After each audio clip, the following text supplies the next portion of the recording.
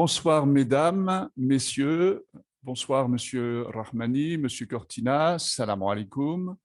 Bienvenue à cette première session en ligne organisée par l'association EMPS, la rencontre de ce jour qui aura une suite.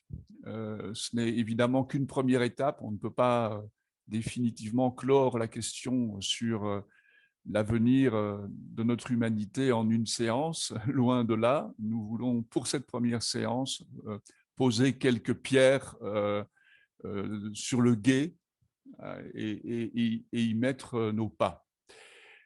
Nous allons donc maintenant rentrer dans le vif du sujet. Le 17 mai 2015, le magazine en ligne Le Quotidien du médecin titrait « Le premier clonage humain passe presque inaperçu ». Alors, indépendamment de la prouesse scientifique et des avancées médicales escomptées, ce projet de clonage nous semble laisser de côté une question dont on a l'impression qu'elle a finalement été comme définitivement tranchée.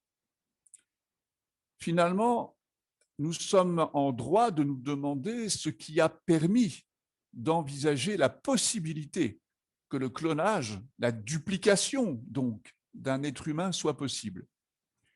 Quelle idée, quelle conception de l'homme fonde cette possibilité technique, scientifique? Cette question en appelle une autre. Au fond, qu'est-ce qu'un homme? Qu'est-ce qu'un être humain? Qu'est-ce qui constitue notre humanité? À cette question, la modernité a apporté ses réponses. Aujourd'hui, poser cette question, alors qu'elle est supposée tranchée, semble donc une perte de temps, une entreprise un peu vaine, naïve, à moins qu'elle ne soit bien entendu abordée par la biologie ou la philosophie, qui sont les seuls domaines de la pensée autorisés à discourir sur ce thème. Mais à regarder aujourd'hui l'état de notre humanité, du monde, de la nature, pouvons-nous raisonnablement considérer que les réponses apportées à cette question soient réellement satisfaisantes? L'état des sociétés dépend de la conception que l'on se fait de l'homme, du sens de sa présence sur Terre, de sa destinée.